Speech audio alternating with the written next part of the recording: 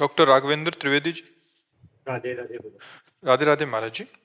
महाराज जी, श्री जी कृपा से मैं राजस्थान में एक सरकारी संस्कृत विद्यालय में अपनी सेवाएं दे रहा हूं, जहां छात्रों को गीता आदि धर्म ग्रंथ पढ़ाने पड़ते हैं।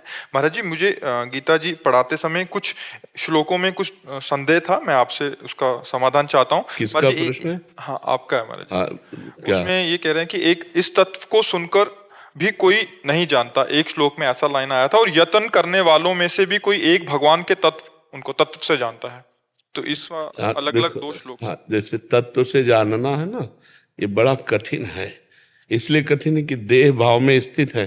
जैसे आपसे पूछा जाए आप कौन है, तो आपकी दृष्टि देह में आएगी ना। मैं अमुक जगह का हूँ, अमुक हूँ, अध्यापक हूँ, या जो भी आप बोलेंगे, अपने स्वरूप को तो नहीं बोले, तत्व को तो नहीं बोले ना। तो वो दृष्टि ही नहीं है, तत्व दृष्टि ही नहीं है। कोई बिरला होता है जिसकी तत्व दृष्टि होती है। जैसे हमारी जो दृष्टि है ना अपने लोगों, ये देह दृष्टि है। स्त्री देह, पुरुष देह, पशु देह, जड़ चैतन्य, ये हमारी प्राकृतिक दृष्टि है। प्राकृतिक दृष्टि से हमारी जब ब्रह्म दृष्टि आएगी तब तत्व दृष्टि होगी। अभी साधन ही नहीं है ब्रह्म दृष्टि वाला। जैसे दूध में घी है, पर बिना प्रक्रिया के आप नहीं निकाल सकते। प्रक्रिया जब आप करेंगे तभी उसमें, नहीं तो आप दूध में पूड़ी पका के दिखाओ, नहीं ना। ऐसे ही ब्रह्म सर्वत्र है, पर उसकी साधना है। जब तक वो साधन नहीं होगा तब तक वो दृष्टि समझ में नहीं आएगी, वो दृष्टि नहीं आएगी, तत्व दृष्टि जिसे कहते हैं। अब जैसे साधन है जो वेदांत तत्व दृष्टि के लिए आदेश करता है, उसमें पहले सत असत का जो निर्णय करे, ऐसा दिव्य विवेक हो, सत असत का निर्णय करने वाला। तो जैसे विवेक की बात आती है तो ब्रह्म सत्यम जगन मिथ्या, संपूर्ण जगत मिथ्या है, और उसी को हम सत्य मान रहे, तो हमारी दृष्टि ही खत्म, परमार्थ वाली दृष्टि ही नहीं है। तो पहला तत्व दृष्टि के लिए पहला लक्षण है विवेक, जो सत असत का तत्काल निर्णय कर दे, उसको विवेक कहते। बिना सोचे विचार करके निर्णय करना नहीं, विवेक वो नहीं होता। विवेक होता है तुरंत, नहीं तो विचार का अवसर नहीं देता काम क्रोध आदि। वो विचार का अवसर नहीं, वो इतना लपेट लेते हैं, इतना तन्मय कर लेते हैं कि मुझे भूख चाहिए, मुझे गुस्सा आ रहा है, या मुझे भूख लगी है, मुझे प्यास लगी है। ये मेरे को नहीं लगती, इनका अलग अलग धर्म है। इसीलिए तत्व दृष्टि, अब जैसे भूख लगी है तो प्राणों का धर्म है, हमारा थोड़ी धर्म है। हमें देखना है, ये नेत्रेंद्रिय का दृश्य, ये मन और नेत्रेंद्रिय मिलकर देखना चाहते हैं। मुझे प्यास लगी, ये प्राणों का धर्म है।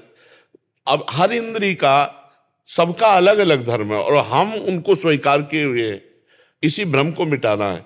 तो पहला है सत असत का विवेक, दूसरा है लोक परलोक के भोगों से वैराग्य, तीसरा है इंद्रिय निग्रह सम, चौथा है मनोनिग्रह, मन का संयम करना, पांचवा है तितिक्षा, भारी सहनशील, मान अपमान सुख दुख निंदा स्तुति सबको सह जाए। और फिर है समाधान, समाधान माने लक्ष्य, भगवत तत्व ब्रह्म तत्व, इसका लक्ष्य। फिर है मुमुक्षुता, मैं मुक्त होना चाहता हूं। ये साधन चतुष्टय जब होता है उसके अंदर, सठ संपत्ति और साधन चतुष्टय, तब वो इस ज्ञान के मार्ग का पथिक होता है। पहुंच जाए ऐसा नहीं, कोई बिरला ही होता है जो ज्ञान के पंथ कृपाण के धारा परत खगेश लगे नहीं बा, गिरने में देर नहीं लगती, जोड़ निर्विघ्न पंथ निर्वाहाई, तब कैवल्य परम पद लाई। फिर वो जब देखता है तो सर्वम खलमिदम ब्रह्म। पहला आया था कि ब्रह्म सत्यम जगन मिथ्या, फिर क्या आया, जब तत्व दृष्टि जागृत हुई तो वही जो ब्रह्म सत्य जाना वही ये है। सर्वम सर्वम खलमिदम ब्रह्म, सब ब्रह्म ही है। ईशावास्यमिदं सर्वम यत् किंचे जगत्याम जगत, एक कण भी ऐसा नहीं जो ईश्वर ना हो, वही ईश्वर ही स्वयं बना हुआ बैठा। ये अनुभव में आ जाए। अभी जैसे ये बात सुनी ना, तो अनुभव में तो नहीं आई ना। हमें ईश्वर नहीं दिखेगा, हमें पुरुष दिखेगा, हमें स्त्री दिखेगी, हमें दोषी दिखेगा, हमें निर्दोष दिखेगा, हमें बुरा दिखेगा, हमें महात्मा दिखेगा, अलग अलग तत्व दृष्टि नहीं। और जब तत्व दृष्टि आएगी तो भगवान कह रहे विद्या विनय संपन्ने ब्राह्मणे गविहस्तनी स्वनिचय सुपाके चा पंडिता सम दर्शिना।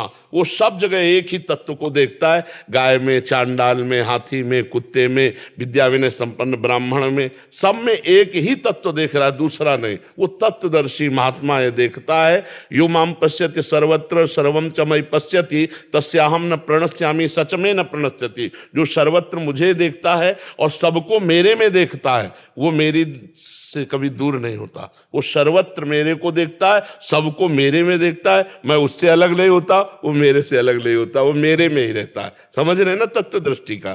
तो कोई बिरला ऐसा है जो तत्व दृष्टि जान पाए जी। और जी यही था इनका, तत्व को सुनकर भी कोई नहीं तो जानता, जैसे सुन गए तो जान गए क्या? और बहुत यत्न करने वालों में से भी कोई एक भगवान के इस तत्व को हाँ, यत्न करने वालों में भी कितने फेल हो जाते हैं ना, वहां तक पहुंच थोड़ी पाते हैं। वहां तक तो गुरु कृपा पात्र ही कोई तत्व दृष्टि को प्राप्त हो पाता है। बातें बना लेना अलग बच्चा, तत्व की बातें कर लेना अलग है, तत्व में स्थित होना अलग है। तत्व में जब स्थित है तो फिर कोई फर्क नहीं पड़ता है। अब वो चाहे सामने घोर पापी दुष्ट हो तो वो तो तत्व दृष्टि रखता है, तो बाहरी दृष्टि नहीं रखता।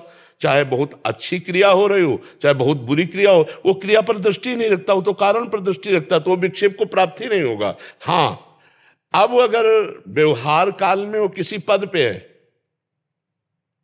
ये तो महात्मा की बात बताई। अब व्यवहार काल में वो किसी पद पे है, अब वहां वो विषमता दिखाई देगी। वो दोषी को दंड देगा और निर्दोष को क्षमा कर देगा, लेकिन तत्व दृष्टि में दोनों के प्रति समान भाव है। व्यवहार में आपको विषमता दिखाई दे रही है।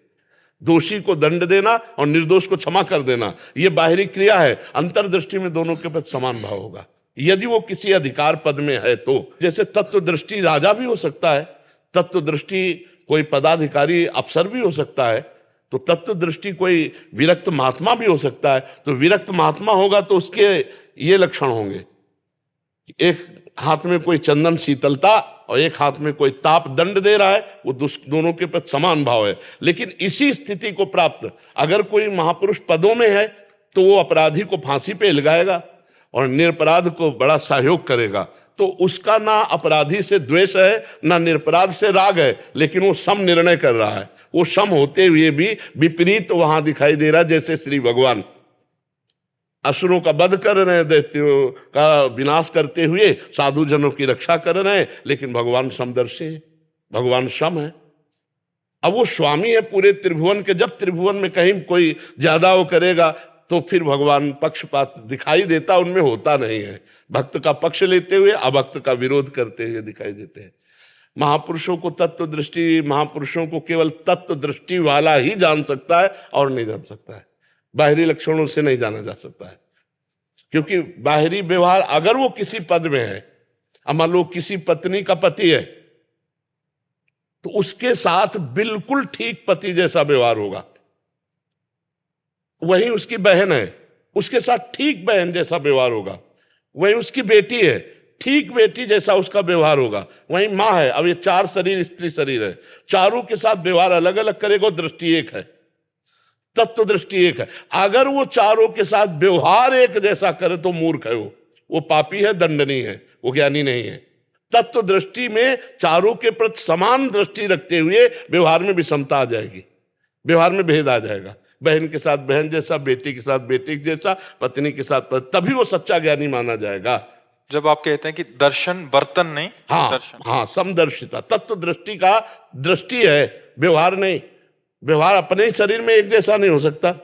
अपने ही शरीर में देखो, पवित्र है हाथ और नीचे के अंगों में लगाएंगे तो रज लगाना पड़ेगा, पवित्र करना पड़ेगा। अपने ही तो अंग है, अपने ही शरीर के अंग है, पर नीचे के अंगों को छूने के बाद हम रज लगा करके धोते पवित्र करते हैं, और ऊपर ऐसे छू जाए तो कोई मतलब नहीं है। तो शरीर में हमारा ही है, लेकिन व्यवहार में भेद हो गया। नीचे के अंगों का स्पर्श करके हम पवित्रता का निर्वाह करेंगे और ऊपर के अंग छू जाए तो कोई परेशानी नहीं। तो ऐसे ही जैसे हमारा ही शरीर है पर व्यवहार में भेद है, ऐसे ही व्यवहार में भेद रहेगा उसके भी, जो तत्व दृष्टि वाला महापुरुष है। समझ पाए? महाराज जी इनका एक और प्रश्न था, अच्छा प्रश्न था। जरूर कीजिए, क्योंकि जब बच्चों को समझाते हैं तो इनको सुलझना चाहिए। एक भगवत गीता के 1-2 श्लोकों में इनको और था कि भगवान किसी के पाप पुण्य को ग्रहण नहीं करते। एक श्लोक में ये कहा था, दूसरे श्लोक में अन्य अध्याय के, तू जो कुछ करता है वो सब मुझे अर्पण कर दे, अर्थात भगवान सब कुछ ग्रहण करते हैं। हाँ। एक तरफ कह रहे हैं किसी के पाप पुण्य हाँ, को ग्रहण आप ये समझना है कि हमको किसी से कोई मतलब नहीं है, उत्तर हम दे रहे हैं, हमको किसी से कोई मतलब नहीं। और देख तू मेरा शरणागत है, तू चिंता मत कर, पूरा भार मैं लेता हूं। दो शब्द हैं, जो करोगे भोगना पड़ेगा, अवश्य में भोक्तव्यम कृतम कर्म शुभाशुभम। और एक शब्द है, तुम शरणागत हो, तुम चिंता क्यों करते हो, अहम ताम स्वर पापे मोक्षयिष्यामि मा शुचा, मैं तुम्हें पवित्र करूंगा समस्त पापों से, यत् करोषि, जो तुम करते हो मेरे को समर्पित करो।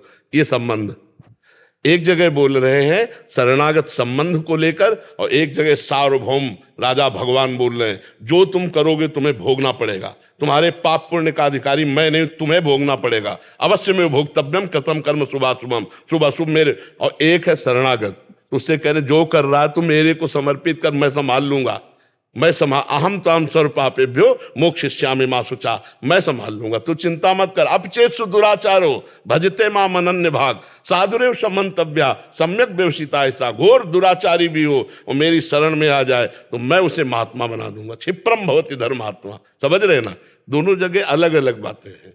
अलग अलग बातों को अगर हम एक जगह मिलाएंगे तो फिर वो मिल नहीं पाएंगी। एक जगह राजा बन करके सार्वभौम सिद्धांत बोल रहे हैं और एक जगह पक्षपात शरणागत का ले रहे हैं कि तो जो कर मेरे को समर्पित कर।